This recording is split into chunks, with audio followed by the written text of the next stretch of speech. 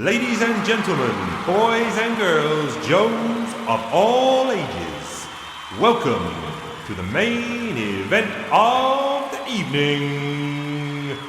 It's Talking Joe with Chief and Steve. Yo, Joe!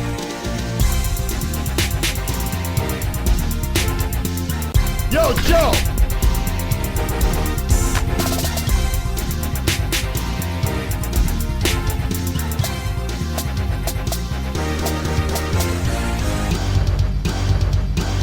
Yo, Joe! Hey, hey, hey! It's me, the Chief. Melancholy Chief, although I don't sound it, I sound upbeat. I'm joined by you. It's the Final S-Jubbs. Okay, well, we're leading with the news, ladies and gentlemen. This will be my final outing with Talking Joe, at least for the next little while. Wait a minute, what do you mean for the next little while? You didn't tell me that. Well, Chief, who knows what's around the corner? Who knows what's around the bend? Yes, Maybe we'll start reading comics that I do give a shit about. I mean... No, listen, we've had a chat behind the scenes. S-Jubbs is hanging up his hat. I thought it was permanently, but as he's just dangled a carrot there, he may well return in some guise. So, yes, thank you for that. I'll cut you off there. Please continue, S-Jubbs, Nate. Well, yeah, the cat's out of the bag. For the last little while, I've been harboring the suspicion that, I might not be the best man for the job, for the simple reason that I'm kind of lukewarm on these comic books. It is unfair to the listeners. It's unfair to myself to try and, pick the peanuts out of poo, as it were, to coin the oft-used phrase. And that's not to say these are objectively bad comics. How could they be? The illustrations are incredible, perfect. We've glowed about them before. And Larry is Larry. Everyone attached to G.I. Joe owes this man a huge debt of gratitude, whether they realize it or not. So, on paper, these books are every bit the G.I. Joe experience that we should come to know and love. But for whatever reason, man, they're just not blowing my skirt up. And I don't think I should stick around if that's the case. I must say, Chief, when you first announced that Talking Joe was possibly coming to an end, and I jumped on that thread and said, hey, wait a minute. If you're looking for another co-host, I'm fully ready and able to jump on the show, talk about G.I. Joe comic books, and even do the editing chores. Yes. I, at that point, knew that we were heading into terrain that I was less than enchanted with. Okay. Because what was your jumping off point the first time round? Exactly the place we have reached this evening. Shit.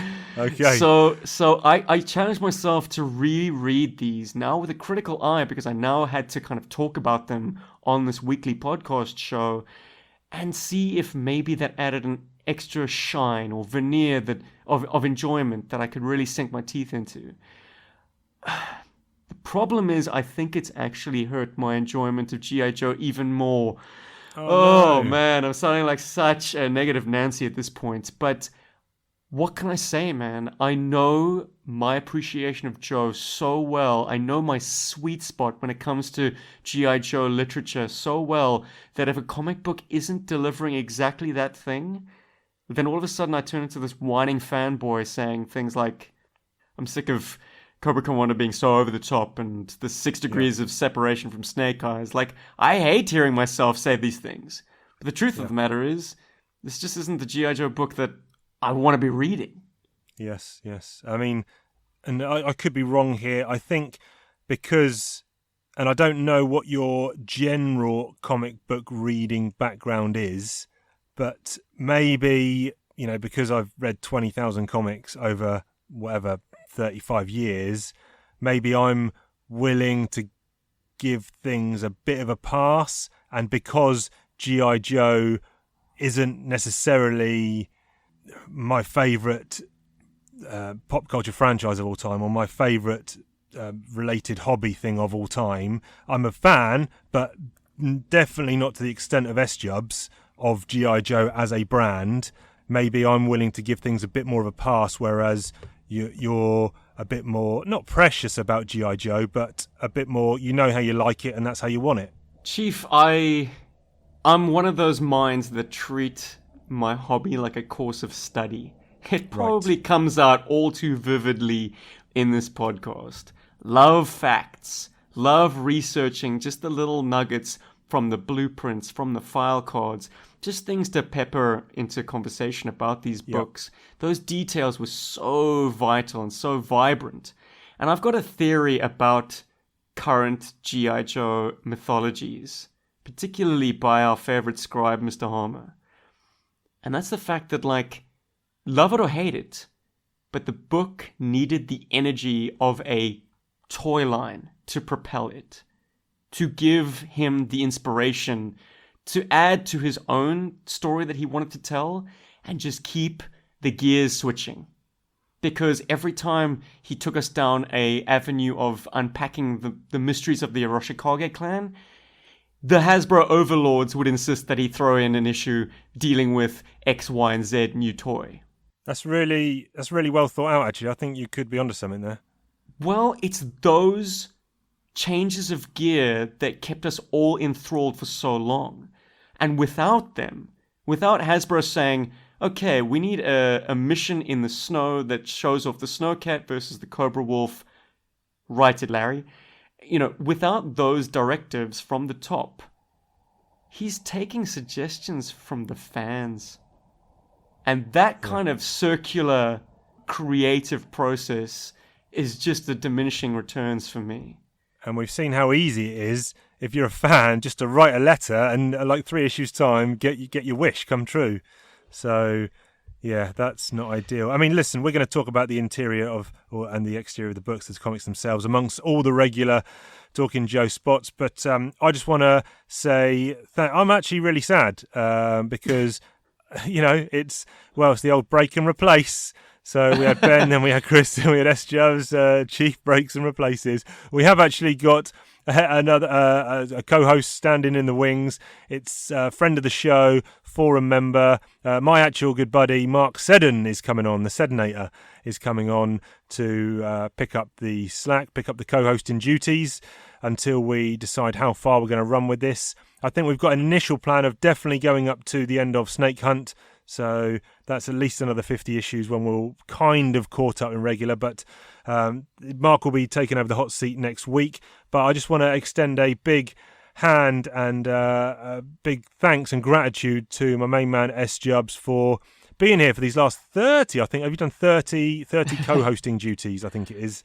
28 on the main show, the Cobra Convergence and the Tom Sholey special. So it's been an absolute wild ride, my friend. A real blast. I've enjoyed every single minute. Well, probably not every single minute of it, because I'm sure I've been flat on a few where I didn't enjoy them. But listen, if nothing else comes of it, I've made a lifelong friend here from S-Jubbs, so I am grateful for that. And my one mission in life is to actually now get face-to-face with the man. Thank you, Chief. Heartfelt words and fucking coronavirus, man.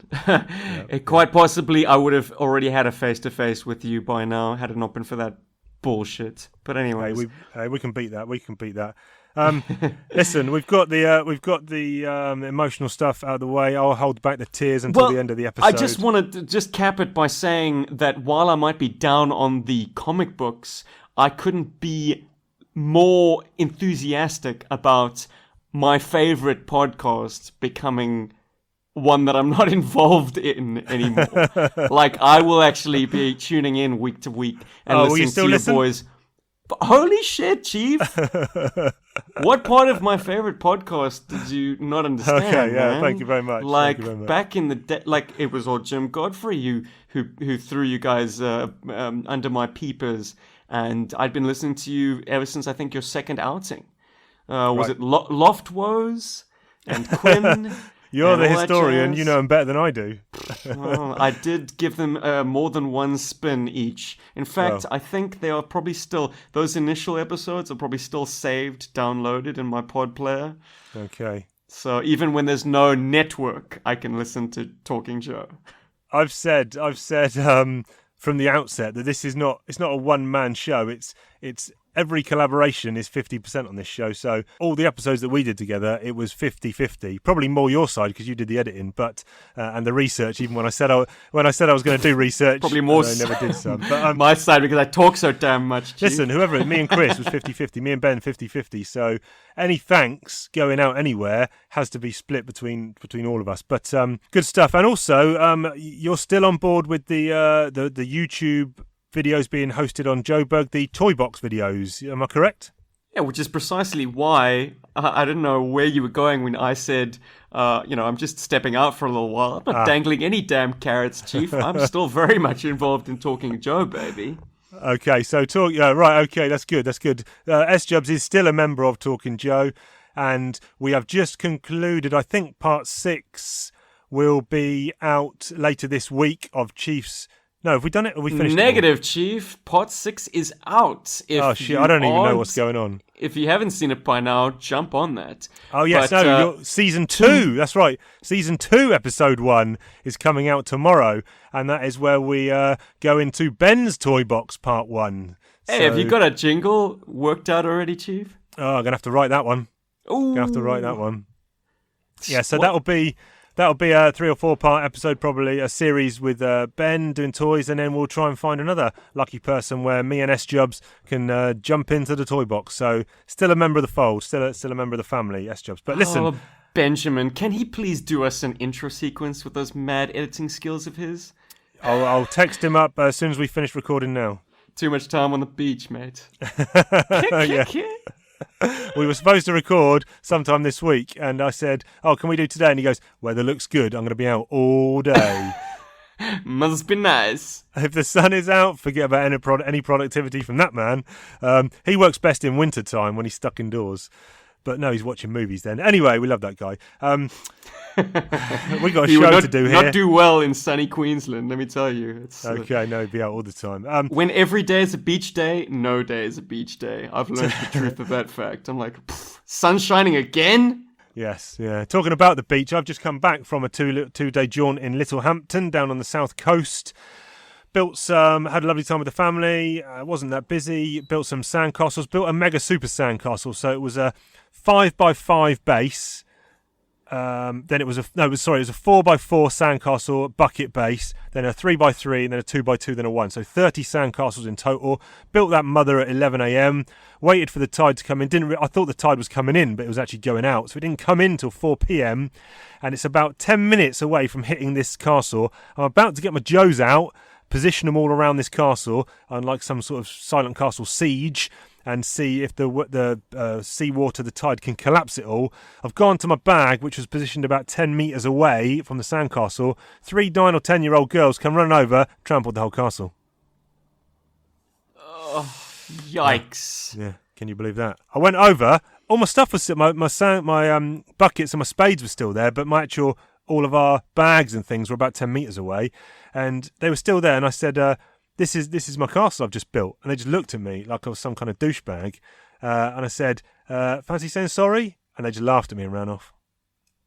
Oh, what do you do, Chief? Your blood must have boiled, but you dare not be that old coot. Ah, you little shits. No, because the following day, the kid dug out a big hole in the sand. We were going down to the seafront to fill up buckets of water, building like a little rock pool. She had a bucket and spade, and some kid, he was probably about 7, maybe. He came over and just picked up her bucket and spade and said, "I'll help you." And she was looking a bit quizzical. The missus was like, "What's going on here?" Because obviously, COVID-19, coronavirus, we're not of the same families. You shouldn't be grabbing someone else's stuff. Even if there is no coronavirus, you probably shouldn't be grabbing someone else's stuff unannounced, walking over without asking. He just picked it up. So I saw his dad was in the just kind of paddling in the waves on his phone. So I went over to his dad and I said, "Hey, I'm not sure your kid should be grabbing my daughter's stuff, especially because I don't know if you've heard about this little thing. It's called coronavirus." And he raised his fist to punch me just as Evelyn came running over. And because she came running over, he thought better of it. But he was actually going to try and punch me. Oh, man. It's getting ugly out there, Chief. It's getting ugly down on the south coast, man. Whew, boy. And then when I came back, all my figures weren't there, and because I saw two kids, one of them had taken my Deep Six, buried it, and was jumping up and down on it. Ah, shitty kids. That's all I can say. Yeah. And that guy with the bald fist, he was lucky he didn't actually take a swing. Because He was lucky. Yeah. I've seen Chief's World, dude. And your self-defense techniques are second to none. Oh, deep cut. That'll be coming onto into the listeners' YouTube feed soon. Yeah, Chief's World. But he would have got a portion of left and a side salad of right, so he did not want any of that. Pow. Anyway, what have you been up to? No, Chief. No. We've spent enough time with me. I got a treat. Looking at me, it's burning into my retina at this point. It's time. Hit me. It's time. Snack Police, last time. Potato chips, crisps, biscuits and candy, washing them down with a whiskey or a brandy, chewy sweets, cookies, built around jerky, snacks running fair because we got them at our mercy. We're snackers, attackers, bad mother truckers, and we're eating all the crackers, munchers, crunchers, knockout snacks like we're heavyweight punchers. The Snack Police are in the his out. Chief, I found it. The motherload. I found them. I found the Twiglets. Whoa! Favorite snack of the random chick that's hanging out at Wade Collins' house. Yeah. Oh, yeah. Now, have you had Twiglets before? Never. And have you got any expectation about what they will taste like? Look, I thought, given the name Twiglets, that it was Yes. like a cheesy, knacky kind of like Holy. Cheetos. Okay, get the No bucket. way. Get the sick bucket ready. Is what I'm I saying. know you're not a fan. They're by Jacobs, and so that's a biscuit company, yeah. Yeah, cracker biscuit. Yeah, crackers. Cracker, or the Americans would call them cookies, I guess. I don't know, whatever. A whole lot of crunch in a whole grain munch. I'm skeptical, man. Well, you might love them. It's probably going to be like cardboard. Is there any taste to these things? Yeah, a lot of taste. Oh, okay. They're very savory. Yeah. Kind of Vegemite-y flavored. Are they supposed to be kind of bitter? I thought they tasted a little bit like.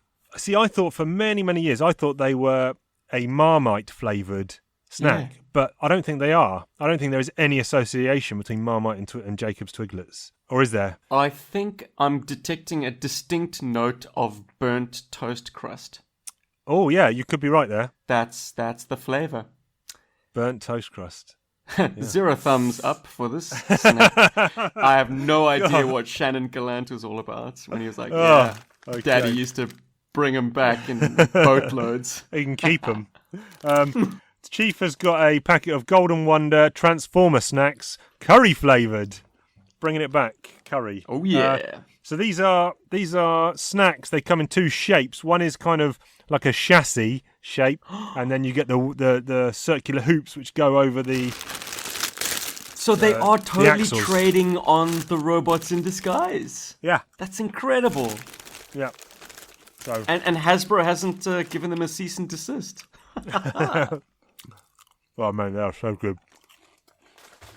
They are so good. I'll take some pictures of individual ones.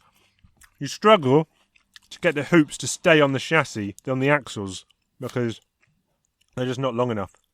But Playing double with thumbs the up. food. I'm taking a snap of my Twiglet because, oh jeez, it's not the most appetizing looking thing either. Right. Yeah, do it. Listen, let's crack into these issues before we. Yep, let's tear these issues a new asshole. I mean, give them a glowing review. Yes, sir, you got it. It's comic talk, baby. Chief and Steve discussing like crazy. Larry Harmer riding these bad boys, making sense of the wackiest toys. Listen as we talk about story arcs, making noise louder than Junkyard Box, talking about character motivations and all the various G.I. Joe fun locations. Full disclosure, I wasn't as down on them as you, I think, but let's find out why. I'm reminded of why I stepped off at this part of the run about a year and a half ago. Okay, just think to yourself, this will be the last 30 minutes you'll ever have to discuss modern G.I. Joe comics. Well, no, modern ARAH comics, I should say. because there are still some good comics out there. Cobra, we could do. Anyway, issue 223. Like this cover. Yeah, man. Snake eyes I've got. Really, really stylized. Really nice. Yep, all the big signifiers are there. Sword, check. Visor, check. Uzi, check. Hexagram ×2, check. Nice touch adding the snake eyes pair of dice. Yeah. Really nice. Steve Mooney, I think, I could be wrong, but either Mark or Peter Seddon has got a commission from Stephen Mooney, I believe. So, a G.I. Joe based one. So, if they have, please share that on the socials. And there's also a toy box art cover by Adam Riches, and it's rock and roll. Yeah. Let's get to the next one. I've got a work meeting in 35 minutes, but they can jog on. They can do one. I'm not going to that meeting. I've got more important things to discuss. Oh, man, S-Jubbs. Another Stephen Mooney one here. Storm Shadow. Yeah, once again, going with the Cobra sigil, which has no bearing on the story. Oh, sorry, Chief. I got Twiglets in the wrong tube. Yeah, every tube's the wrong tube for Twiglets. I promise you, it ain't Rona. That you, Rona? But yeah, look, it looks like these covers are supposed to go hand in hand. Yeah, I'd love these. Wordbergy echoed the sentiments of us by saying to IDW, let's get this Phil Jimenez gatefold into a poster. I'd quite like these two as, up on the wall. Nice lithograph covers. But really, really nice, yeah. And they may well match up, you could be right. Then we've also got, we've got another Adam Riches one, Flash, is it? Yeah, man. You were a fan of Flash. Yeah, I like Flash. One of your early, Series 1, Joes, huh? Yep. And then there's a Great Lakes Comic-Con cover by Mike Zeck. Oh, sweet. Well, that explains it. It's got that cool, fade with, red into yellow into red again, which just... That actually reminds me more of the Marvel UK G.I. Joe books or Action Force books. Right. Yeah? Yep. It feels like it's a technique that they used a handful of times. Yeah, In fact, I've got an annual sent to me by Jim Godfrey, and the art on the inside has that effect. Yeah. Fantastic. Nice. Quick shout out to the big Jim Godfrey, because he's at present sending me some advice on diorama making. So anything that I produce from here on in will give a 10% credit to Mr. Godfrey. So now we move on to the next one, 225. This is kind of an all-action cover where Shiz is going down.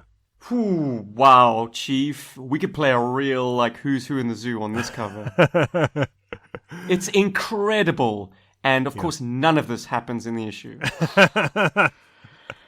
I mean, Raptor is alive. What? Yes. It seems like Bazooka is dead. And I mean, if you're a fan of Resolute, you know that Bazooka cops it early, kind of off screen almost. Right. So he's a popular character to nix. Raptor's actually on his laptop. So what is he balancing the books on the battlefield? Yeah. What first drew my attention on this was in the background on the face cover. So not the back cover. You've got all the way in the background. Can you see who Shipwreck is punching out? It looks like Tomax, is it?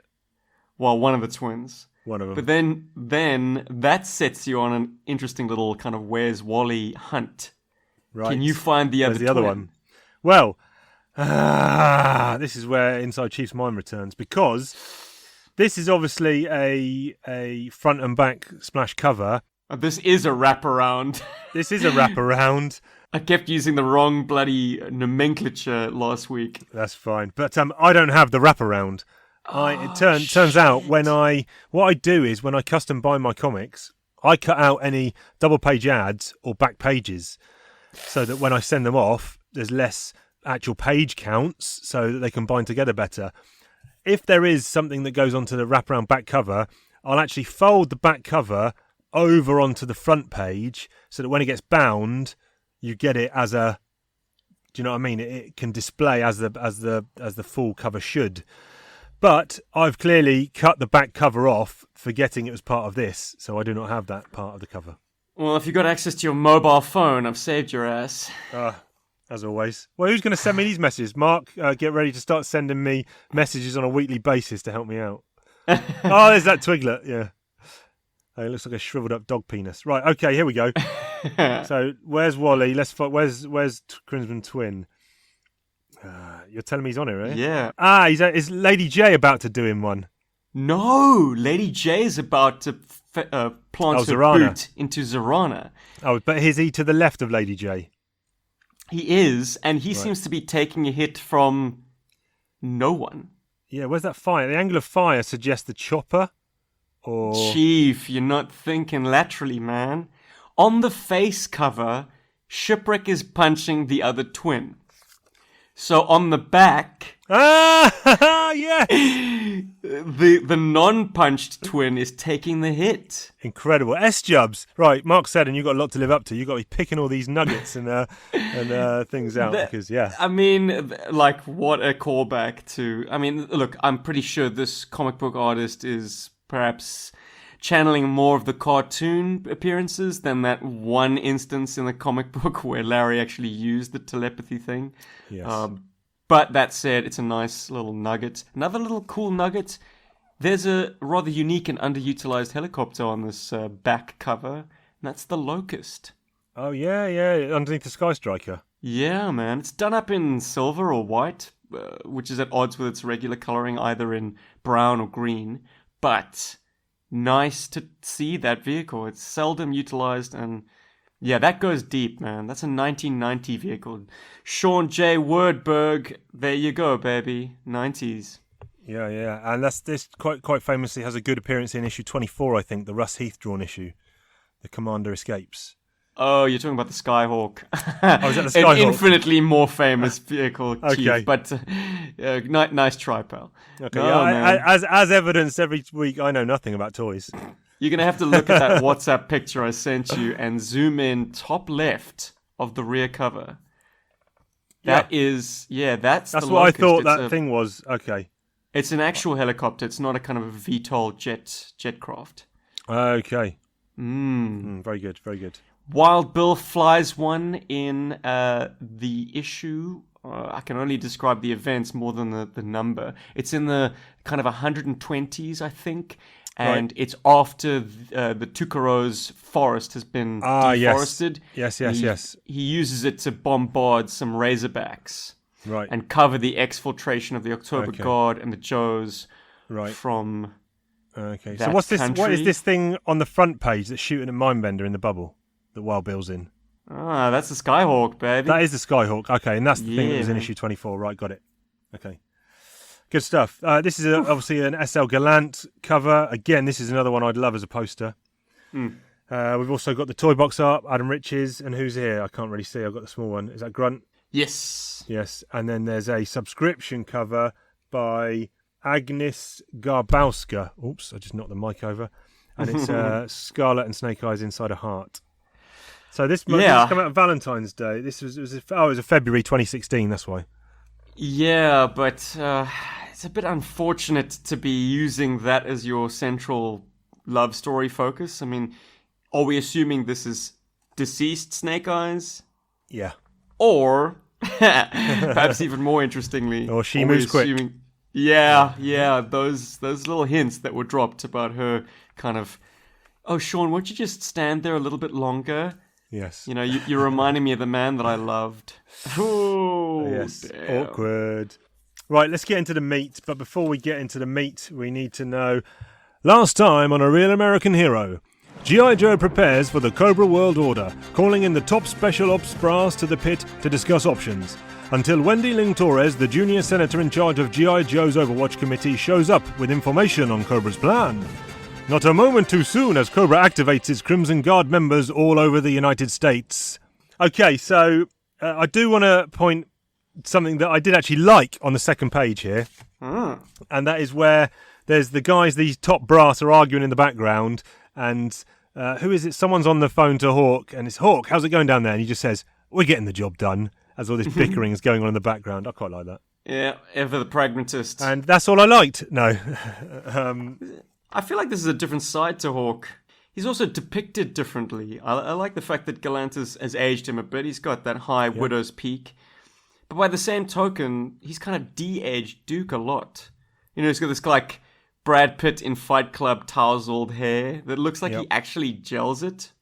Like, Duke always had like a bit of a flat top, like comb over style. It was kind of square. But Yeah. Gallant's kind of made him a bit more trendy, at least in his bit more style. photogenic.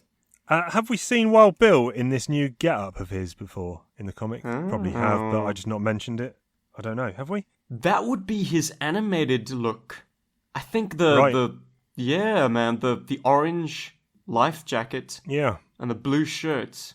Yeah, because I I'm see. sure when he went to visit Connie in the hospital, or whoever was it, Claire, whoever he was visiting, he had his hat off. Maybe he was in his civvies then, but he definitely wasn't in this get-up, I don't think. I'm pretty sure by this point the action figures had done a version that mirrored his animation appearances, and this is very much that. Nice catch there, Chief. Yeah, that's absolutely bang on. It's not his green jumpsuit. Yeah. Do you notice that they're in an actual toy? They're standing in the G.I. Joe watchtower. Oh, right, yeah. United States on the front. Its size has been augmented. I mean, the toy probably should be that size to be an effective watchtower, but the design is unmistakable. It's kind of sandbagged at the top with a machine gun and a spotlight and a cool like G.I. Joe flag with the shield, the kind of the G.I. wicked. Joe design, which you don't see much of. No. And the good news is, this is the last time you'll have to talk about the launch ramp. Or not talk about the launch ramp. Or not talk about Chief, Look at the angle. Look at the angle of that Sky Striker in the last panel. Hardcore, man. Look, if you want to flip back to the previous issue in this series, Yeah. like it was the last splash page that we didn't actually talk about with Wordbergy because I didn't want to drag it down, but like, holy shit, the pattern is full. Wouldn't you say, Mr. ATC? I mean, what have you got there? 1, 2, 3, 4, 5, 6, 7, 8, 9, 10, 11, 12, 13, 14, 15, 16, 17, 18, 19, 20, I count. 20 aircraft. 20 in one splash. Look, that's Shannon just kind of... That's the lightness of his touch. He's just like, I'm doing this one for yucks because they told me to draw a lot of aircraft in the sky. Well, I'm going to challenge myself to draw the most amount of aircraft the splash page could possibly hold. Yeah. Anyways. But to get back to old Top Gun, it just goes to show like how much force it takes to rocket an F-14 or a Sky Striker into the sky. Like it's going from parked on this very brief ramp to being airborne. I've hopped on it enough times. I don't need to say it again. Yep. Done. But that's what I mean. I think this is where our personal disconnects are different. Or I don't mind that. You see, that doesn't bother me in the slightest. That stuff, that launch ramp stuff. No, it doesn't bother me. And Chief, like you painted me into this corner, man. You made me have to mention it. But like, it's just one of those things where I'm like, I've always wondered how the Pit 3 in Utah is able to accommodate aircraft. Yes. This still doesn't answer my question. No. At least not adequately. No. I can see where you're coming from in terms of retreading. I think maybe You can land a Hercules pretty much anywhere. A Hercules can land on the desert floor. That's something that I always appreciated. Like that's realistic enough. I'm like, yeah. That's cool, awesome. But anything else, like sophisticated jets, I do not see it landing on sand. Like, quite famously, Russian MiGs were built hardy enough to deal with very, very improvised runways. American hardware, on the other hand, is a different story. Right. Yeah. Those guys need a nice, hard, firm, long runway for takeoff and landing. Not what they have in the pit. Nope. I can see you coming. I think we spoke offline before we started recording about direction of the books and things and bringing all these other characters, Big Boa, Cesspool and all that back as fan service, but can they really hold together adequate storylines? And I think here we get an early bit in the Silent Castle where it's kind of that groan-inducing thing which we mentioned. This is another point where they're unloading something from a van and Mindbender says, be careful with that, it's the linchpin of our latest offensive. And of course it's the brainwave scanner. So everything comes back to the brainwave scanner and he's saying it's the linchpin in our offensive. And we're led to believe that this is the Cobra World Order. They've got people stationed everywhere and the central part of it is the brainwave scanner. Yeah, Chief. Like, listening back to our last episode where we were so glowing about that incredible 3-cover, connected cover artwork. that advertises a story that Cobra World Order does not deliver on. No.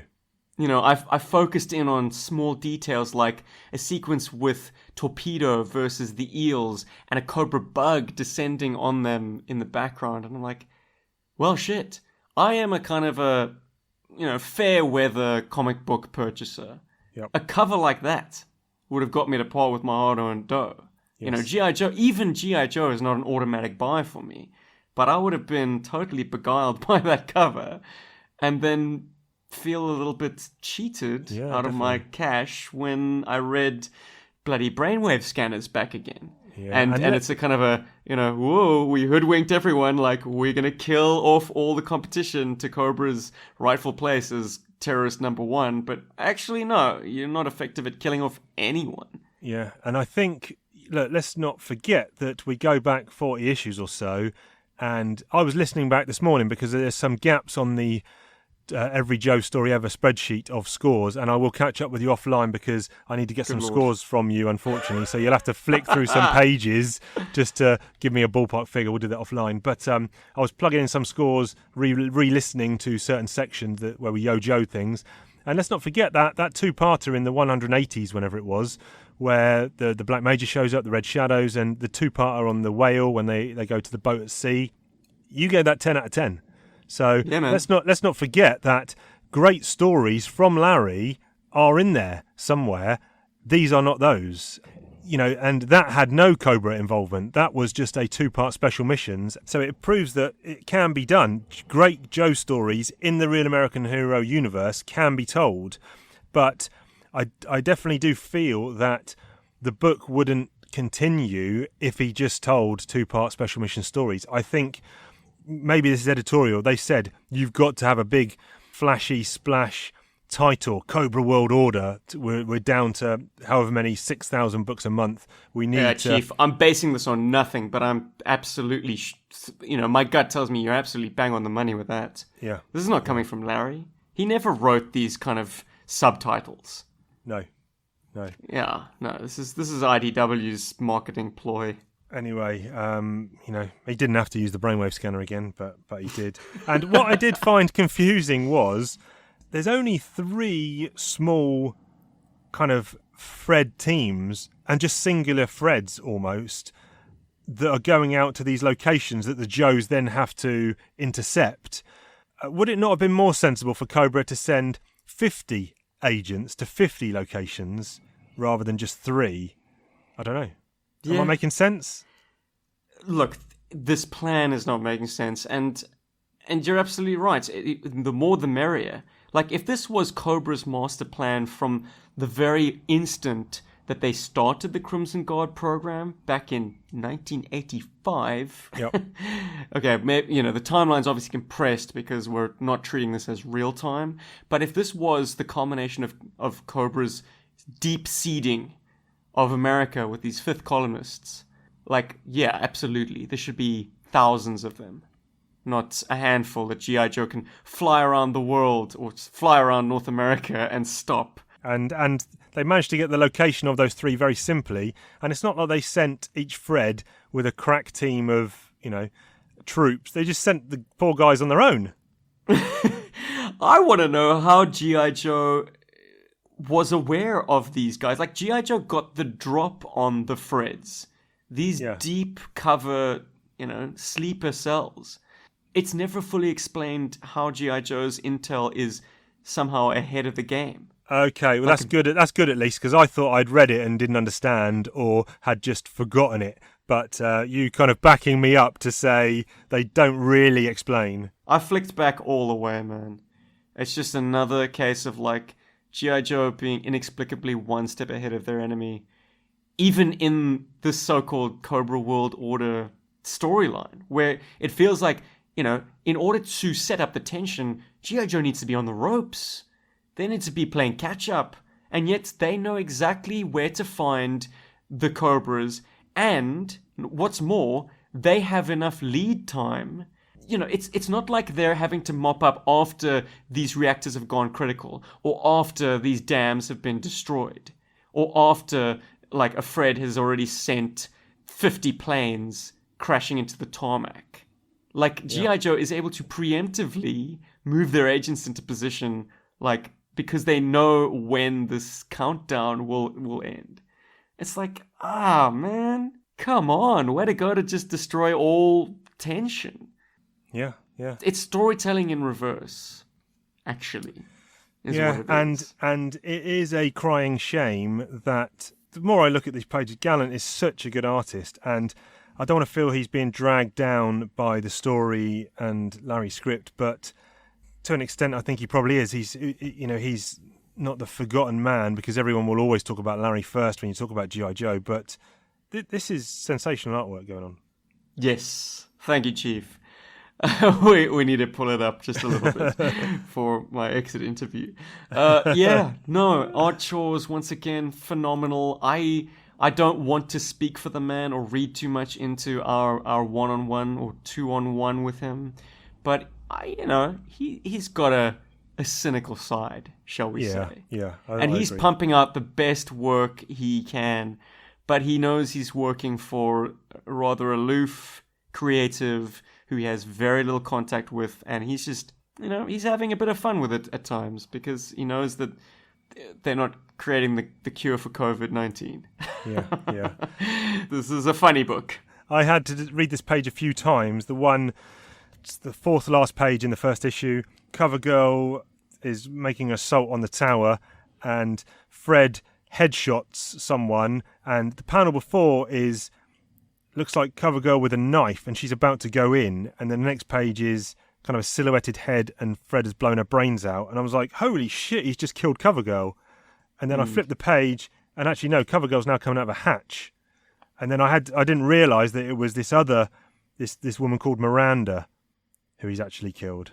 Well, I kind of got that it was Miranda, okay. So 50-50 on that. But have you noticed how many shoulder shots there are within these 3 issues? Chuckles takes 2, doesn't he? Or 1? Chuckles takes 2. Cover Girl, I think, gets hit in her trapezoid, but it looks like it was more closer to her neck because it affects her voice in future issues. Roadblock gets winged. Fred gets tagged in the shoulder. So, like, we used to play this trope as children, because shoulder gunshot wounds were the one gunshot wound that you could, at least in terms of Hollywood logic, just kind of walk off. You could Charlie Mike. It's like, yeah, you got me in the shoulder. I could still fire a gun. I can still fight. Like, it just went through the meat. Flesh wound. That kind of logic is very present in this action. Yeah.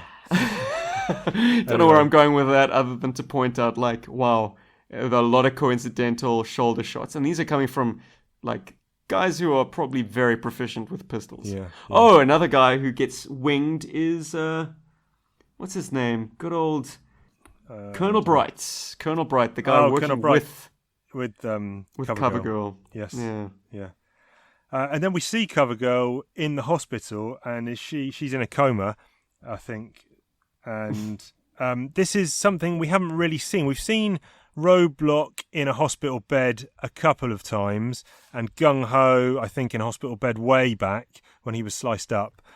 But we haven't really seen many Joes kind of in the infirmary, in actual hospitals. And you kind of saw a lot more of it in Action Force comics. There's one storyline where Lady J gets put in a coma, and Flint has to go after Destro, because Destro shot her. And it seemed to be a lot more prominent in those, but we haven't really... I mean, I'm not saying I'm an advocate for more hospital scenes of fallen Joes, but I don't know, it's kind of nice to at least appreciate that, yes, those Joes got shot, whereas Falcon was patching himself up in the field. Here we're kind of seeing, okay, if you do get shot, then yes, the chances are you will have to be in a hospital bed for some period of time. Look, yes, but... Although she's not in the hospital bed for very long, actually, is she? Yeah. Well, okay. No, look, it's comic book time, and it happens at quite a clip, but there's no real consistency to it, is there? I mean, no. Wild Bill and Lift Ticket got absolutely riddled in Olistan. Yeah. And they seem to be fine maybe as little as 2 issues later. Yeah, what we don't see is the repercussions of injuries. We see the injuries, and then, like you say, let's just not have the character in the book for 3 or 4 issues, and then suddenly when they do reappear, they've got bionic legs or something like that. I don't know. Chief, we got to stop this, man. We're getting way too nitpicky at this point. That's right. We're here to talk everybody's about the got a healing factor. We just got to leave it at that. Yeah, that's fine. That's fine.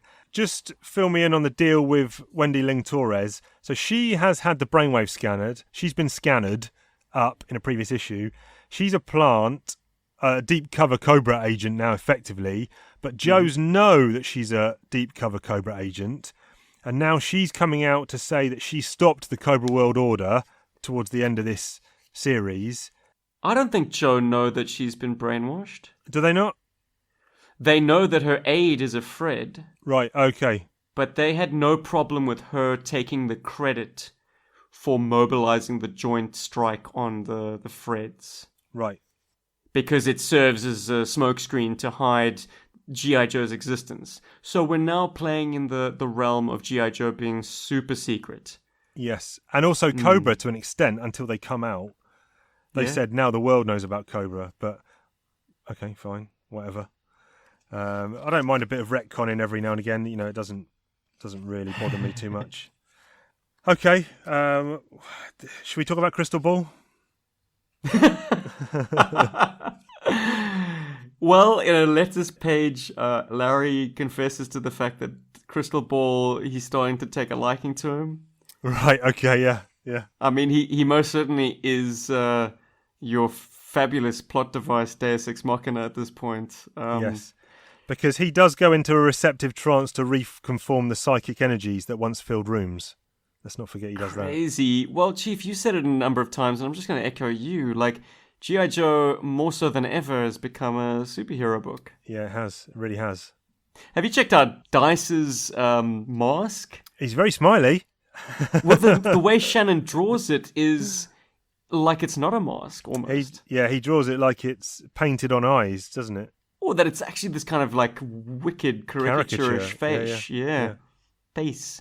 Cheshire Cat, even. Cheshire Cat-ish, very much. And that's obviously he's done that on purpose because, he knows what Dice would look like in his standard-looking mask. But I think you're right. I think Shannon's having fun with these issues, maybe due to the fact that he's reading the scripts as they're coming in and just sighing.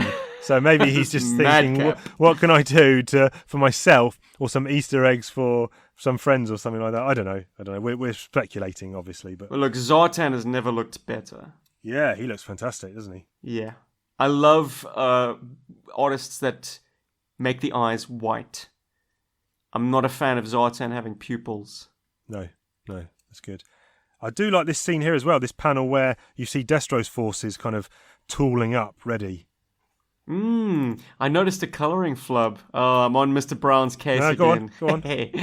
So in the back, the last helicopter is sling loading a vehicle that's clad in black and... Well, you would think it's the Demon, but the configuration is wrong. That is Destro's Razorback. Okay. Which should the be one at the in far orange. Back. Yeah, right at the back there. It should be orange. But he's coloured like a demon, which, hey man, easy mistake to make, and it is all the way in the back there, but it ain't slipping past S-Jubbs. No way, man. Nothing slips past this man, unfortunately. Wow, I don't know about that. And again, another thing, I know you said we got to ease up, but I don't give a shit. I'm still pounding it in. Another thing the very next page, did you see the blast door? The blast door. Where it slam? Yeah. Is that a Star Wars blast door? Can you picture what blast door that is? With the T on it. I don't know. Is it one on the Death Star when they're running round? It is on the Death Star. Okay. Can you think of where? Is it the reactor? Is it the tractor beam one where Luke and Leia swing across the gap? I don't think so. Okay. I'm thinking of a different door, but all of a sudden you've got me guessing that it might have been used there as well. Well, I'm just guessing. I don't know. The one where 3PO and R2 when the troopers come in to get them. Yes, that's the one I'm thinking of. Maybe they reused the same door. Hey, dude, Star Wars, like, I'm sure they saved every bit of set design budget they could. So maybe they reused the same door on the Death Star chasm swing.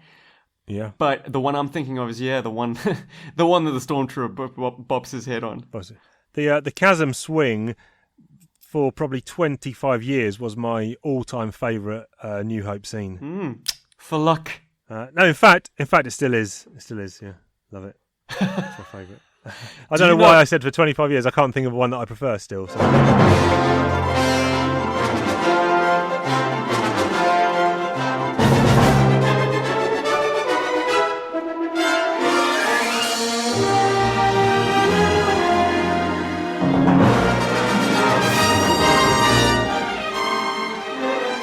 Which Star Wars legacy character is the deadliest with blasters? Who has the biggest kill-to-shoot ratio? According to deaths on screen in the movies? Yes. Who's the most lethal? Episodes 4 to 6, are we saying? Yeah. Oh, who's the most lethal with a blaster? Mm-hmm. Who is the highest kill count? Well, I don't know if you've given it away. I'm going to say Princess Leia. Ding, ding, ding. Which I would not have said, but okay. Why would I have given it away? Because you referenced that straight after me talking about that scene. She's so damn good, dude. She seems to take out 2 stormtroopers with one shot. Have you ever wondered how she nailed those 2 guys that had them dead to rights at the shield generator on Endor? No.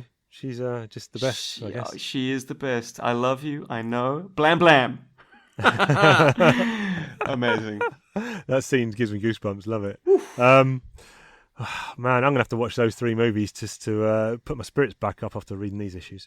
I don't know what you're talking about, Chief. I'm in high spirits, man. I'm not. I'm not as down on these issues. I think they're okay, but they're not the greatest. But I 100% see where you're coming from, and what you're getting out of the issues, or what you're not getting out of the issues. So, Chief, it is what it is. I guess it's just a promise that wasn't delivered upon. Yes. And it comes back to maybe the covers really selling the angle really hard that this would be a massive romp around the world in different settings. Like, kind of giving the comic book almost the animated series spin of, just high-octane action, Joe versus Cobra stuff. But here we just have scenes, man. Scenes of samies. Yeah, and again, kind of not going back too far, I think it was 180 to 187, the Krypton, the Krypton bomb multi-part storyline. You gave that 8 out of 10 for that 8-parter. And again, that proves you can have a long storyline with good payoffs that doesn't have to be world-shattering or changing. That was quite intimate. That, it had the Destro Darklong wrangling for the contracts and the possession of the bomb, whatever, and it had loads of little bits going on, and that proves you can do a big storyline that doesn't have to have Brainwave Scanner and Cobra Commander and Mindbender Bowling and all these other things for it to be a great storyline. But whether Larry dropped the ball or whether IDW editorial are enforcing it, whatever, we don't know. But it made me, and again, you saying that it's been advertised as this Cobra World Order, this world-changing thing, and the panel after the blast door shuts, Cobra Commander says, soon we shall either celebrate or drown our sorrows. So even Cobra Commander doesn't know if his plan has actually got any chance of success. Well, his plan is to wipe out his competitor. Well, no, his former allies. Is that his whole plan? It's just to blow them up? Blow them up and insert Wendy Ling Torres as their cat's paw, as it were. I don't know, man. Yeah. It's pretty flippant stuff. It's like I'm gonna throw away all of the threads that we've seeded into American society over the past couple of decades, and just use that as trade that in to get this junior senator into a favorable position and possibly a presidential candidate. I mean, it's pretty flimsy stuff, man. But look, at least the tangible side of this is Destro and his entire force Yes. attacking the silent castle, Oh, that's good, that scene. All those scenes are great. overrunning it, and finding out it's a bunch of blue ninjas and it's a trap. Okay. Until that bit, all the scenes of their troops kind of, going in, laying down the assault. It's fantastic pages here. Destro, even the bit where I do like the bit where Destro kicks one of their heads off. One of the red He's ninjas. the immortal Iron Fist, man. Love it. I said before it was Moskvina for being able to Yes. put her hand through like blue ninjas. Two Destro, hands. man. See, Blammo. even that, I don't mind that stuff. I can't like that bit, But why? What do you call a blue ninja in a red ninja's clothing? I mean, it's like Yeah. it's just layers of. I mean, whatever. I guess you can't have scenes of Destro putting his hands through two people if it was real Cobra Troopers or real Red Ninjas. So I understand to an extent why, George Lucas putting battle droids in and all that kind of stuff, because you can do, air quotes, more violence when it's not against human beings, and we wouldn't get these scenes. Destro's not going to kick a real human being's head off, but if it's a robot, he can. I miss the 70s, man. Yeah. Young rock star George Lucas didn't give no shits about stormtroopers being massacred. No, it's like, no. geez, man, they're just punching the clock. Are they inherently evil? The Death Star blows up. Hundreds of thousands of people, perhaps millions of people, just going about their day to day, wiped out. There you go. But anyway, I like all that. I like that scene, even with the reveal of the blue ninjas in the Silent Castle. There, I like all that stuff. And then, like you said, maybe Cobra Commander's partial plot was to rid himself of his enemies, and we get one here where he blows up the Silent Castle with all the bombs that he's planted, and then as we go into the last issue of the storyline, he then blows up, or thinks he blows up, the other part of the motley crew, Cesspool, Big Boa, the Cobra Ninjas, Zartan, all those guys. In the Carob Tree Office Park. I mean, we were wondering if there were any more existing potential anagrams of Cobra. There it is. Yeah. There always is. Carob. Yes. Who thought of that? Incredible. Yes. But jeez, we'll go back I feel like we need to have a moment for the Silent Castle. That is a major location, a key location. Yes. Props my favorite Cobra base of all time. That has just been completely destroyed. Yeah. Wow. But we're lucky for Destro and his troops, because the nanotech automatic compensators in his wrist rockets can molecularly reconfigure the structure to maximize launch blast protection. So that's okay. Oh, Chief. You said it before and I'll just say it again. We're reading a superhero book now, man. Yeah. I'm reminded of a sequence in Secret Wars where I think the heroes get trapped under a mountain. Is it Galactus? Right. Someone drops a mountain on the heroes. Okay. And like the Hulk is holding a mountain up on his shoulders. Yes. Very Atlas move. Yeah. Well, I've actually written on my notes, it says Destro is Mr. Fantastic by the way that he's the words that he's using. Yeah. These Mr. Fantastic and the Hulk just rolled into one. He is literally holding the building, the entire collapsed Silent Castle, on his forearms. Yes, and he's mentioned in that speech there about how the nanotech in his wrist launchers is able to do it, but they're actually attached to his human body, and his human body needs to be bracing some of this weight, surely. Don't know. He works out. Yeah, man. The previous issue, I mean, has Cobra Commander shaved, or are we taking it to mean that he has a removable fake moustache? Ah, yes, because he's lifted his cowl to have a sip on the champagne. Interesting. And no tash in sight. Yes, I think removable. Removable, right. So he happened to be wearing it back in, what was it, issue 55, Unmaskings? Yes. When they go into Mufti. No, he grew it. He had it then, but since then he has lost the ability to grow facial hair. They went into a wig shop, didn't they? Maybe. There was a shop called Flip Your Wig. That's where they got the right. fake flocking. Right. That's it. Yeah. Do we like these guys playing, doing bowls, 10-pin bowling? too wacky for you. Come on, I know you do, Chief. You gotta have that supercut of him machine gunning the cardboard. I do quite like it, I think, just because it's so stupid. I think I quite like it. Yeah. And the pins are all Joe's. Can you name the Joes? Can you name the pins? So top left. I was going to say Stalker, but it's not because Stalker is next to him. So who's that top left? Big side. Oh, Shipwreck. Of course, I see Polly Parrot. Shipwreck, Stalker. The upside down one with the gun. I'm going to say Duke, but I don't know. Snake Eyes, Scarlet. Oh no, they said top is Duke. Then it actually is Destro there, I think, and then Spirit. I'm going to say Roadblock instead of Destro. Oh, yes, sure. I see the Tash now. I'm going to say Hawk instead of, well... The upside down, yeah. The upside down one with the holstered pistol on the chest. Yep. That's version 2 Hawk right there, baby. I keep knocking this goddamn microphone so there'll be loads of bumps for Steve to edit out or not.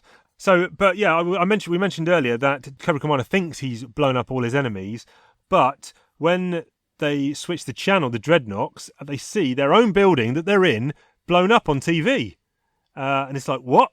How has this happened? And lo and behold, I have no idea how this technology works, but somehow Tomax and Zaymot have switched the video feed of a fake building. I don't know how they constructed that fake building being blown up and piped it into somewhere.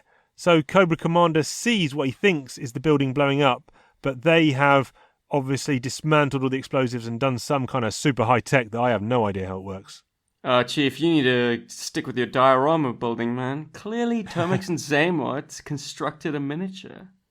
An accurate miniature of the carob tree office park. Like when the miniature toy planes were coming in one of the very early issues in the teens. Oh, Night Attack, yes. That's it, yeah. They thought they were real planes. Yep. Torpedo with his flippers. Nice. Okay, so they've done that, and then they've piped that into, but it's on the TV, so the TV stations are covering this. So they've not only infiltrated, they built that miniature, but they've hijacked the actual television production studio lines of broadcast. But anyway, that's fine. They want out as well, and this is clearly not just a reason to bring them back into the storyline, but they want out and joining this motley crew as well. What is this storyline anyway?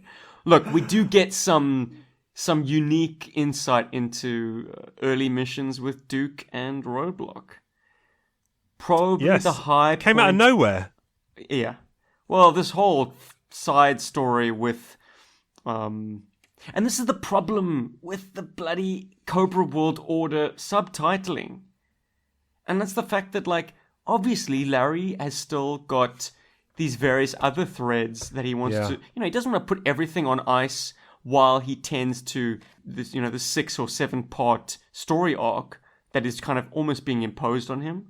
So Connie and Claire, their relationship is bubbling under in the last issue of this story arc.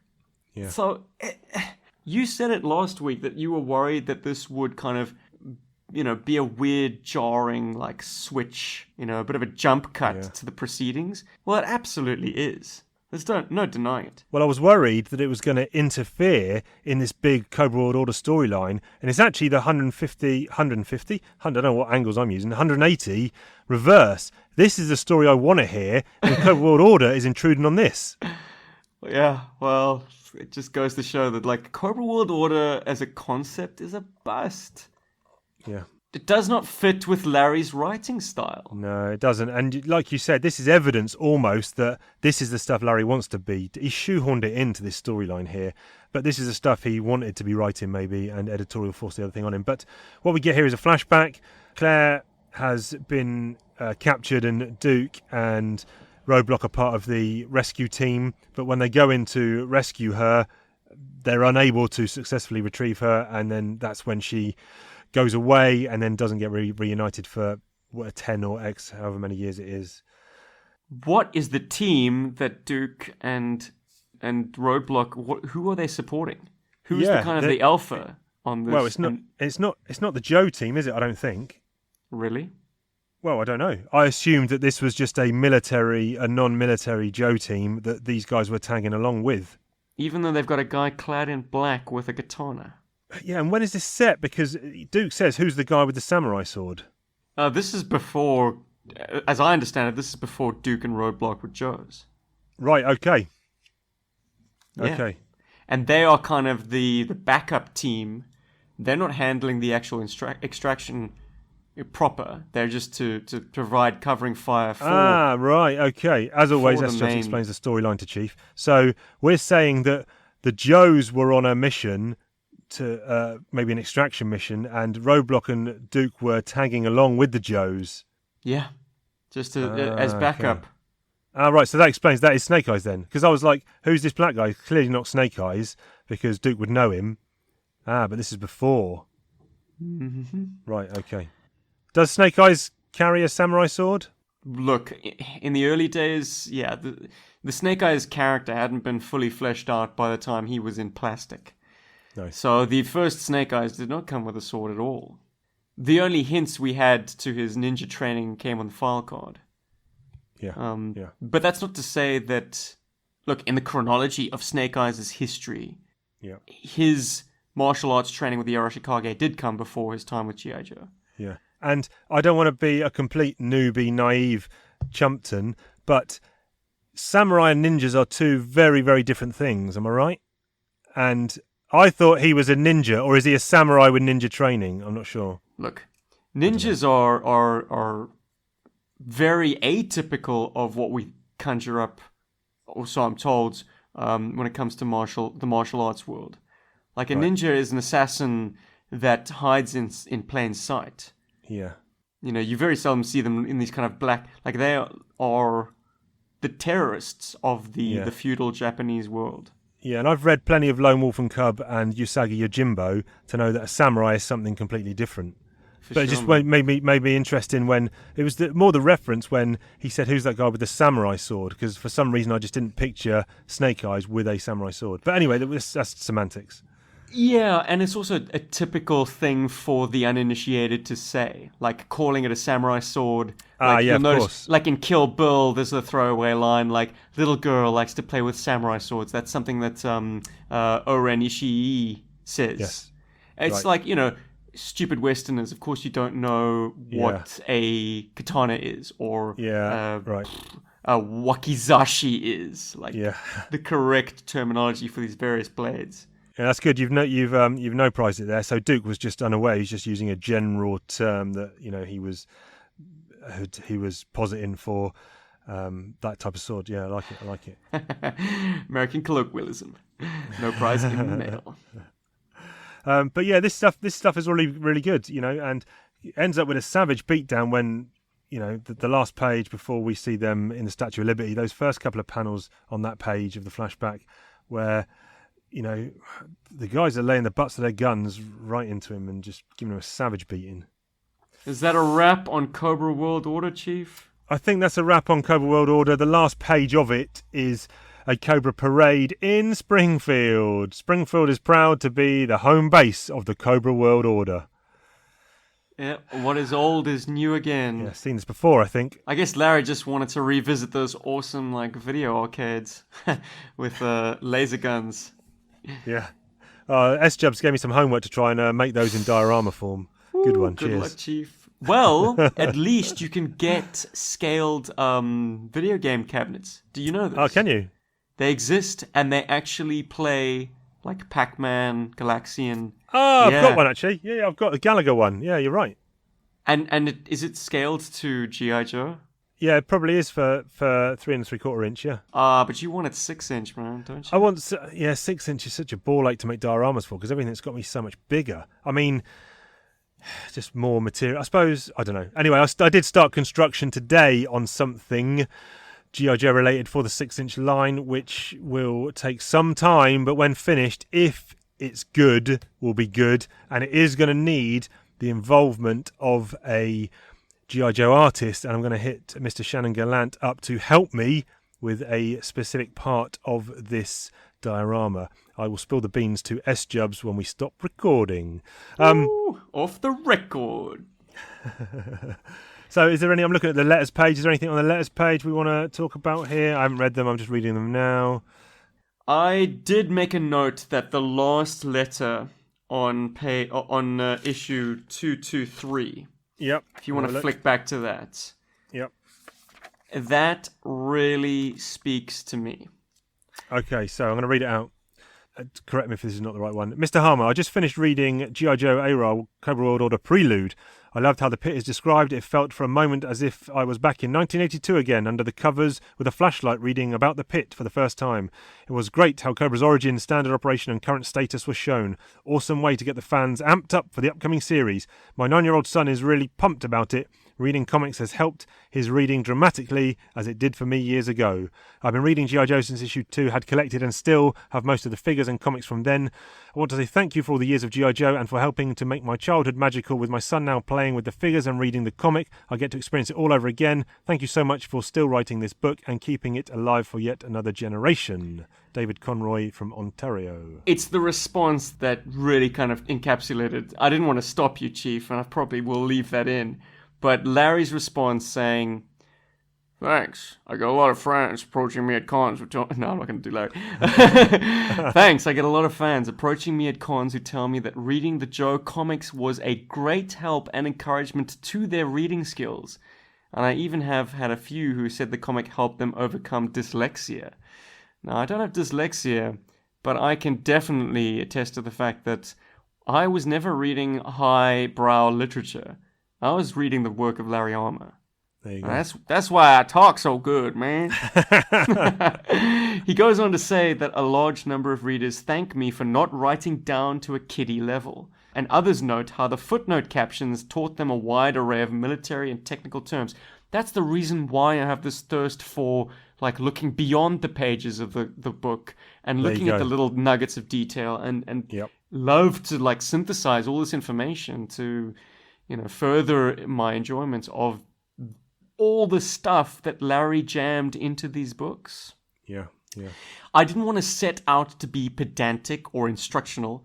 My main focus was on entertainment, but I wanted that entertainment to be on my terms and live up to what I would have wanted or expected when I was a kid. Larry Armour. So that's, as I say, really speaks to me as a fan of this man's work over decades. So what better note to leave my tenure on Talking Joe than with a word from the man. I love you, Larry, but Ridley Scott gave us Alien, but he also gave us Alien Covenant. Is it that bad? I've never seen it. Obviously it is. I didn't actually mind it that much, but people shit all over it for some reason.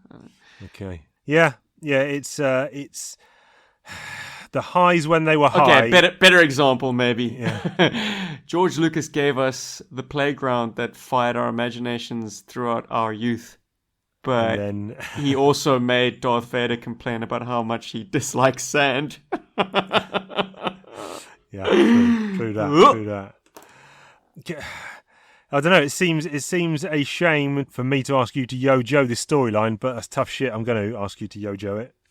Cobra World Order. Look, if the covers did not make me think I was in for a far more exciting and spellbinding, pulse-pounding G.I. Joe adventure, I would probably have graded it slightly more favorably.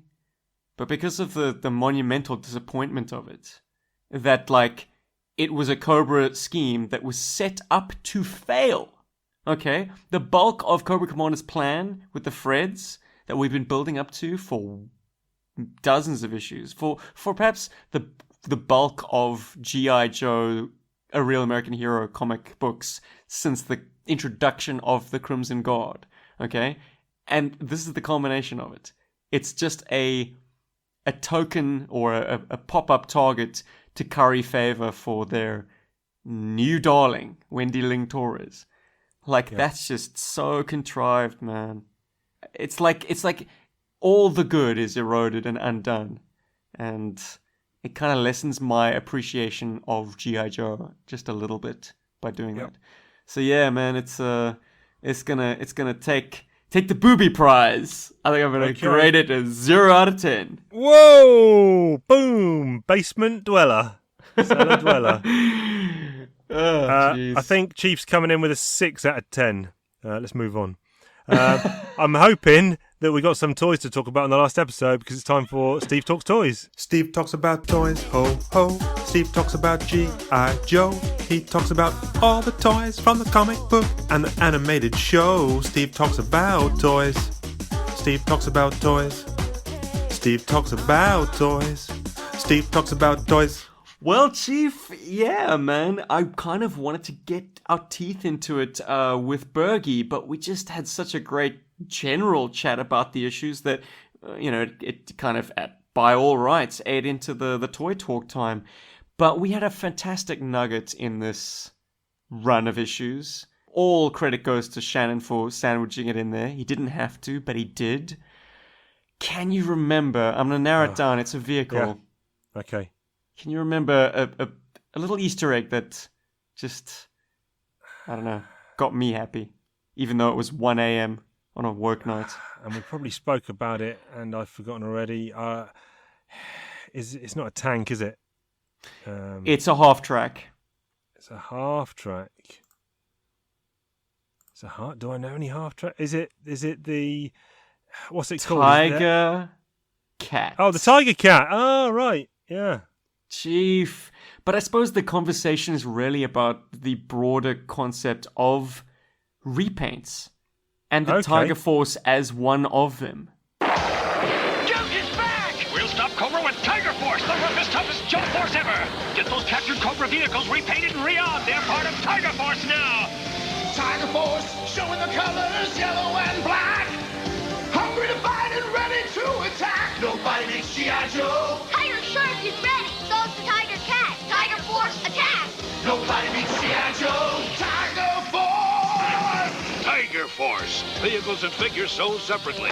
Joe. What is your feeling towards Tiger Force? Coming out of the gate in 1988 in the United States, the original lineup of vehicles was the Tiger Fly, the Dragonfly, the Tiger Rat, the Rattler, the Tiger Shark, the Water Moccasin, the Tiger Paw, the Ferret, and the Tiger Cat, the Snowcat. The premise of Tiger Force was Tiger Force uses captured Cobra vehicles and re-outfitted G.I. Joe weapons to battle the forces of evil. Each vehicle is specifically modified and camouflaged For where? for perilous assaults behind enemy lines. The original team of figures way back then was Bazooka, Duke, Dusty, Flint, Frostbite, Lifeline, Recondo, who was a pilot for the Dragonfly, or Tigerfly, Roadblock, Sky Striker, who flew the Tiger Rat, new character, and Tripwire, who you own. Yeah. Then the Euro exclusives added to that with Outback, Blizzard, Psych Out, Tunnel Rat, Sneak Peek, and Hit and Run. Okay, so I was definitely not aware of some of those. Definitely wasn't aware that Bazooka was a Tiger Force. Yeah, man, they just took away his football jersey's red coloring and gave it a white. Okay. Which is even more daft in terms of camouflage, right? Yeah, so I think when they came out, I was like, oh, this is cool. These are really cool. Nice to see just characters in different... I wasn't overly bothered that it was Tiger Force, but for me it was just nice to see characters in the same mould, but just with different paint jobs. And the fact that they were part of a designated unit. So they all kind of had the similar paint schemes to make them look like a team almost, which was one of the main things I liked, because ahead of that, I'm trying to think, there probably weren't any G.I. Joes that were part of a sub-team that had the similar paint jobs, were there? The main motivating factor with those early sort of repaint sub-teams was to unify them. I mean, the other notable example, and one that sadly kind of falls flat with anyone outside of the US, because it was, I think, a US Toys R Us exclusive, was the Night Force. Now, these guys, they just recast all their color palettes in a kind of a darker selection of colors, typically. Like, for instance, Charbroil goes from a kind of a reddish brown to a blue, like a deep blue. One of Diagnostic 80's favorite figures, and one that he cosplayed. Oh my god, incredible. He cosplayed Lightfoot, but in his Night Force colors, which are infinitely better than walking around in Bright yellow. bright, yeah, exactly, canary yellow. Kind of reset it into a burgundy. Yeah, very cool. I mean, I don't know. The premise is paper thin. Yeah, exactly. How are you better camouflaged? You're wearing tiger stripe. Yeah. As a means to fight evil. Well, why did we need to change color schemes to fight evil? I suppose to obtain that camouflage. They were seeing us too easily. So what we need to do is repaint ourselves so the bad guys, the evil, cannot see us. You can't deny that it gave the vehicles, particularly, a more vibrant skin, and to a child, that can be a big selling point. Like, if you are not too hung up on realism, and you're like, wow, these vehicles are so wild, they are just, I mean, they kind of unify them in a sense, and also give them this kind of aggressive slant with the teeth. Like, that's quite a cool affectation that Tiger Force added to the vehicles. It gave them these expressions. All of them had eyes and teeth. Very, very distinctive stuff. And, I mean, we can't overlook the fact that it gave kids a second opportunity to buy these classics that they might have missed the first time around. I know I definitely missed them the first time around. Like, I was far too young to ever get a classic Snowcat or Water Moccasin. But boy, did I jump at the opportunity to get them in their Tiger Force stylings, because they seemed like they came from a bygone era. Seeing these vehicles sold alongside things like the Desert Fox or the RPV or Demon, like, it seemed like, and very rightly so, it seemed like they came from two completely different schools of vehicle design. Right. Because they did. These earlier vehicles, recast as Tiger Force, were being sold alongside their much later designed vehicles, and they were at complete odds with them. Yeah. Like, take the Tiger Cat, for example. Thing had a frosted windscreen with a windscreen wiper. Okay, that little detail just set it worlds apart from vehicles that didn't even have glass. I'm looking at the Demon tank. It's just got, like, open view slats. Right. Guys, the operators are flapping in the breeze in a tank. Good luck. And the Dragonfly, the Tiger Fly, oh my god, I salivated about that thing. I never got one, but the catalog image was just, I was like, this is a model. This is a scale model. This is a real looking helicopter. And you look at that, and then you look at the Skystorm X-Wing copter sold the same year, and you're like, what? Yeah. What's going on? I think I mentioned that it seemed like quite a cool idea when I was a kid, and I do like the idea now. But I do also remember, I had the Water Moccasin, I had the Snowcat, and I do remember when I did see these, I did feel like it was just a cheap rip-off, and I didn't potentially like them at the time. The vehicles, I was like, why do the Snowcat should be in white. You've now painted this with garish yellow colours. Not for me, sir.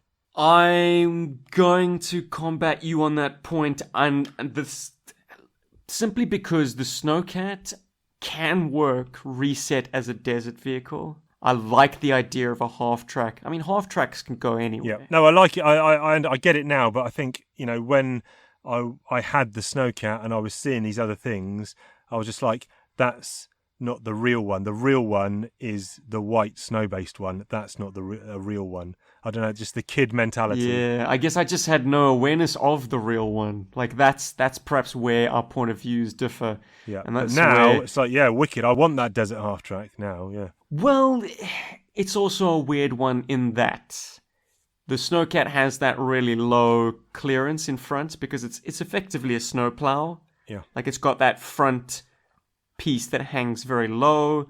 That would interfere with the off-road capabilities of a desert Snowcat or Tiger Cat. And it's got the two damn ski pedos on either side. Yeah, man. What the hell function do those have in the snow? I mean, in the sand. Yeah. You know what I mean? Yeah.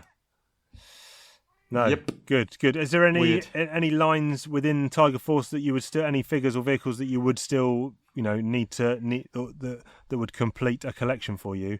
Not from completing everything in that line, but just satisfy you to get those last few pieces, or? I think I've got all the Tiger Force I've ever wanted. The crowning glory of my Tiger Force collection was getting Tiger Force Outback. Right. To my mind, and I know I'm an outlier on this, but he is the definitive version of Outback because I don't want another red-bearded survivalist. Yeah. That's doubling up with Snowjob. I'm like, Snowjob has monopoly on the red beard. I want my survivalist specialist Outback to have the white hair. Yeah. Because he's an old dude, man. Like, he's seen some years. Yeah. And that's why he's exactly the right guy to give the masterclass in survival. You know, because he's this man of the wilds. He's been living out of doors a lot more than he has on base. His experience is what is going to guide the G.I. Joe team through. Because, like, effectively, a combat team like the Joes, you're looking at guys who are in their mid-20s to late 20s max. Like, if you're 35 and you're on the team, you're an old-timer. Yeah. These guys are Olympic-level athletes, all of them. They are the greatest marksmen the world has ever seen. Yeah. They have specialist training in technical aspects of conducting missions. They each offer something unique to the strike force. But what they don't have, and what Outback has in spades, particularly the Tiger Force version, is experience. Yep. And it shows. Yeah. Invaluable. And that's why my Outback has got to have that white hair, man. There you 'Cause go. he's old. He Proper is. old. Yeah. White hair, white beard, Father Christmas style. Yeah. And a kitty shirt to wrap it all up. And so with the repaints, we saw in one of the pamphlets that I had on the last episode of season 1 of Chief's Toy Box, I had that 1991, I think, where it had some silver repainted vehicles, which is, what was that? What force was that? Sky Patrol. And those Sky figures Patrol. didn't have a theme or color palette to tie them together. So Right. that's probably what informed that comment, eh, Chief? Were there other, or was it a missed opportunity to repaint other legacy vehicles and form them into a team? Do you think that could have happened? Why didn't it happen? You know, the big head scratches will always be things like the Tomahawk, the Mobat. Oh no, the Mobat actually did see a Mauler. repaint. The Mauler. Yeah, there's some classic big seller vehicles. The Sky Striker. Okay, got repaint in Night Force, but what was the question, Chief? You're saying there should have been more repaints over the years. I'm just wondering if Tiger Force did seem so successful, why didn't they do it again with another, codename force? I think sub teams typically were a cost-cutting move from Hasbro. Like, if you look at the Eco Warriors, for example, their vehicles were essentially repaints or recolors. Oh, right. It was a Hiss tank that had a water squirter popped on top. It was an ore striker that had another water squirter popped on top. Even their base, which was like a Cobra Toxo lab that Cesspool and his Toxo Vipers could hang out at, that saw reuse, I think, the very next year as a Street Fighter playset. Oh, wow. Yeah, man. Fascinating. Oh, Hasbro. Ringing out the dollars, man. Yeah. That was good. Good chat. Hopefully we might be able to see some Tiger Force figures when we delve into other people's toy boxes. Coming up soon on YouTube, hosted by G.I. Joeberg. Please check that out. If there's a Tiger Force Outback in there, I'll be one of the leading bidders if Ben decides to sell. You got one? Oh, but he's not with you. But, mate, the tragedy of my story is the weekend I got him, I drove up to my friend's place about an hour and a half up the coast. He's got some young kids. I don't like where this is going. They found my Tiger Force Outback, man, in my room. And I didn't make it easy for them, but while Elle and I were out catching up and having a few bevies, colloquialism, they found him, and he's no longer with us. It's a tragic story. No, he's he's got no crotch anymore, and his foot they must have dropped him and his foot cracked and flew to the opposite end of the room. Oh, I managed to clubfoot. find it and re-glue it, but, that hairline crack will always haunt me. Every time I pick up my Outback and see that crack, I'm like, Oh dear. Shouldn't laugh, really, but another Joe fallen. So bastard. we'll be on the lookout for a Tiger Force Outback. But right now, we do need to confuse some people because it's time for Commonwealth colloquialisms, aka over egg in the pudding. We got a pudding. We got a pudding. We're gonna over egg that pudding. Ain't got no criticisms. We got some Commonwealth colloquialisms. Chief, in Aussie, if I was to call you a Gumby, would it be a good thing or a bad thing? You Gumby. I'm saying bad thing. Yeah, you're an idiot. Yeah. Or a dummy. Okay. Yeah, man. All right. Very good. My one is, and again, I've had a real bad run here of picking stuff which is just world-known phrases rather than Commonwealth colloquialisms. So I'll try another one. If I was chock-a-block... Very full, very overcommitted. Your schedule is... Yeah, very busy, very busy. Yeah, Oh, right. sorry, Chief. It doesn't help that I'm just so well-travelled, Yes. No, but maybe that is still a Commonwealth colloquialism. Yeah, We'll see how many. Wouldn't be We'll see how many surprised. US. No, that's fine. That's fine. We'll see how many of our US friends knew that one. But what's your last ever Commonwealth colloquialism, sir? Yeah, well, this is one that has meaning on your side of the pond, but in South Africa, if I was to refer to a Barney... Okay. So in the UK, if you were having a Barney, you'd be having a row or a shouting match with someone. But in SA, if you had, do you have a Barney? Or shit, would Chief. you... Then you've got it, man. You've got it. Absolutely. It's a fight. And right. what really rings in my memory is the fact that it was something that kids would chant on the playground. Two guys were going at it. If someone was, there was a shoving match that was about to become a punching match, like everyone would flock and shout, Barney, Barney, Barney. Incredible. I think in the UK they would just shout, fight, fight, fight. Yeah. Well, I don't know. Rose by any other name. Or bundle. They'd shout bundle. Bundle. Bundle. Like bundle.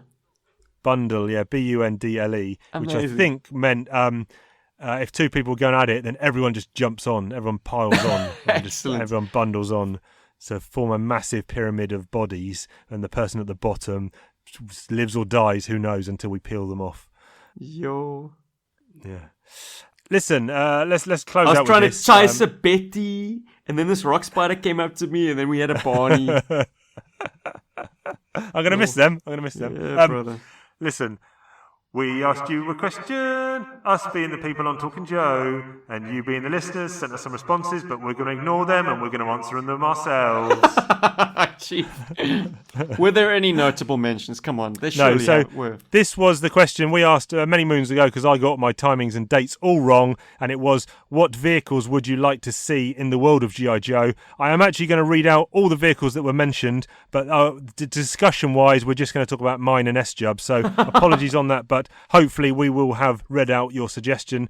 And unfortunately, I think that's partly because I don't know what half of these were. So the M60A2 Starship, the Rockwell XVF12, the Su-47, the two people said jump jets, the P1216, the Chinook, the Sikorsky CH-54, something for the October Guard, the Stealth Bomber, a Hind helicopter, a US RG-33, a Vigan, a Lynx KF, I think that is 41, can't read my writing, a retrieval tank, a BMP-1, a nuclear sub, and then various cars and bikes, and a fire truck for barbecue. But apologies, we can't delve into that because, again, I don't have the time to do research on what all those vehicles are. But thank you very much for your responses.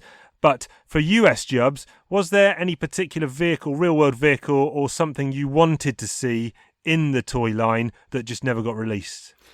For the longest time, I didn't think that the Tomahawk existed as a real thing. Because this is pre-internet, man, and I'd never seen the toy. And the Tomahawk always kind of occupied page time in equal measure to that Cobra helicopter. Right. You know, Michael Golden fleshed it out nicely. Rod Wiggum got a good handle on it. And its design was so steeped in appearances that I honestly thought that if the Tomahawk really existed, surely that existed as well. Surely. Yeah. You kind of mention them in the same breath. G.I. Joe had a transport helicopter. Cobra had a transport helicopter. Flash forward to the advent of the internet and I realize, yes, the Tomahawk is a real thing, but nope, the Aspid, as it's become known, but I don't like that name, it doesn't exist. I was like, massive hole that. Yeah. That and a Cobra submarine. Is there a reason why we never got, I suppose we did get a single man Cobra helicopter, and we did get the Night Raven, I suppose, but Joe seemed to have a lot more flying vehicles than Cobra, and we never got the transport, the equivalent, like you said, to the Tomahawk as a Cobra vehicle. In fact, it got so fleshed out in the comic books. It even had like sling load capabilities. Like it looked like it was built to accurately marry up with the small paralyzer tanks. Right, yes, like in the Destro Must Die storyline, those Cobra transport helicopters are directly dropping those paralyzer tanks. And it's like, this thing is screaming out to be a viable toy design. But it only ever existed within the pages of the comic book. Crazy. Maybe it was a cost thing. Maybe they thought this is going to be a big set, and like Cobra vehicles, like they just aren't as numerous Cobra vehicles and playsets as G.I. Joe. So we were able to squeeze out the Tomahawk. We wouldn't get as lucky with the Cobra set. But massive hole, that's massive. Yeah, I'd like to have seen some just like regular, not civilian vehicles, but kind of like, I'm sure they could sell a 3-pack of Rock and Roll Clutch and the station wagon, and then a similar Dreadnoks pack with Dreadnok bikes, because they never had actually Dreadnok bikes, did they? They had the trike, but did they ever? Again, maybe I'm being a bit naive, but was there ever any Dreadnoks motorbikes produced? Yeah, you said it. The trike was the closest we got at kind of mass retail. There was a recolor of the Ram, which is a Sears exclusive. Okay, yeah. Sold in a 2-pack with a recolor of the Stinger 4-wheel drive. But yeah, man, you're right. It's weird. Weird that the Dreadnoks was such a popular subset, but they never had distinctive bikes. Yeah. Anything else spring to mind that you would really like to as a vehicle that we never got? Was it Mate Mylar who mentioned a submarine? He said a nuclear sub. Amazing. Yeah, look, if you're going to build a USS Flag and these mobile battle stations and all this kind of stuff, come on, I'm sure they could have done a good-sized sub. That would have been amazing. Hells to the air. But do you cheat the underside of it? Do you make it sort of flat so you can slide it across the carpet? Or do you actually make it a submarine? Like, the mind boggles. I think you have an option. You have a sliding panel, kind of a curved sliding panel, which can go on if you want to take it in your bath, or you slide that off if you want to put it on the carpet. Oh, I think we're totally misinterpreting our expectations of the scale of the damn thing. When you said USS Flag, I'm like, hells to the yeah. Oh, right. As big as that. This ain't fitting in the bath. And also, if you're a fan of the cartoon series, and hell, even if you're a fan of just G.I. Joe the movie, I mean, how badass was that Cobra airship in that opening sequence? It's kind of begging to be made, awesome. Man. A giant Cobra, like this terrifying monolithic thing. Just, you don't know how the hell does it even fly? Joe's early on had the shark, do you know what I mean? And then what did... Subsequent to that, what underwater vehicles did we get? I guess the Bug can go underwater, but what else is there? Look, as far as I'm concerned, if you're going to talk naval shortcomings, like even before you get into a discussion of submersibles, you got to address the fact that, like, does G.I. Joe have a boat? Okay, Flag notwithstanding, there was something produced in the 90s called the Shark 9000. Okay. Which is like a Coast Guard vessel. Cool. Right. But I mean, like, G.I. Joe didn't ever have a substantial naval vehicle as I say, barring the flag, but like even something that would, effectively go toe-to-toe with the Moray. You could say the whale, but like the whale's a hovercraft. It's not a fast attack vehicle, is it? It's just like there's just no speedboat. There's no boat for G.I. Joe. So the whale had to pull duties that like a hovercraft is ill-suited for. Like a hovercraft is not a deep sea vessel. And that's why you had things like the G.I. Joe Jane. That was a vehicle that filled the void of like Joe needing to be out at sea on is a vessel. Is that the one that goes hydroplaning across the pier in like the 30s? Oh, that's amazing. I love that. Yeah, man. The Jane had a few appearances and it was ultimately sunk by a pair of rattlers in, I think, issue 36. Oh, yeah, you're right. With Deep Six on the guns. Yeah, well, Deep Six... He couldn't elevate the barrel and didn't roadblock after, push the barrel up or something. We're thinking of different issues. The Jane, I think, met its end when there was a joint sort of G.I. Joe strike. Like, Torpedo and Snowjob were in a whale and they were assaulting a Cobra Atoll. Oh, yeah, and they kept turning the guns around. Yes, very good, Chief. And there was a Rattler with the white pilots, the white-suited pilot. Yes, and they had, like, pontoons. So, they looked like they were, like, naval Rattlers, like they could land on water. Looked brilliant. I think that was the issue. Yes. Here we sit and reminisce about the best hits. No, someone had to, was it Tripwire? Someone had to come and put the fuses together on the guns or something. Yeah, Doc and Tripwire, like the chain guns had been washed out. Anyways, Chief, I knew when I signed on to Talking Joe that I'd missed the sweet spot. But then again, like that's why those episodes will live on as episodes that I got to enjoy as a fan of the show. And I look forward to being that again. Well, we've come full circle, man. We've come full circle. Thanks to everyone who contributed to this episode from writing in. Biggest thanks of all to S-Jubbs for helping to burden the load or shoulder the load for the last 30 episode or 28 here and 2 specials. I'm hoping the high points of being on the show outweigh these most recent low points of the comic. We will be collaborating again. Chief, anytime I'm podcasting with you, brother, it's the highest of highs. The problem comes when I'm sitting alone and dreading having to read the damn comics. I want to read books that I want to read. And that's... No one should have to read something they don't want to read, so... That's the reason I gotta bow out, man. Let me hand the reins over to someone who does want to read these books. Yeah. That's the simple choice. And if we can find anyone who does want to read those books, let us know. But I kid, I semi-kid. But listen, thanks again to S-Jubbs. You'll catch us on the flip side on the YouTube channels doing the Toy Box stuff. So Talking Joe will live on in that incarnation. And stay tuned next week when Mark jumps into the hot seat. Does he know what he's got himself in for? Only time will tell. Chief will take over editing the show, so expect the quality to drop a little bit. But anything else you want to say to close off, S-Jubbs, or are you happy to draw that curtain? I think there's only one thing left to say, Chief. You got it. I forgot how I finished it off. We're at the end. No, after I said I got it. With all that said and done, we'll catch you down the road. Because we've been Talking Joe. We're all out of S-Jubbs. I mean Joe. See you later, listeners. Bye-bye.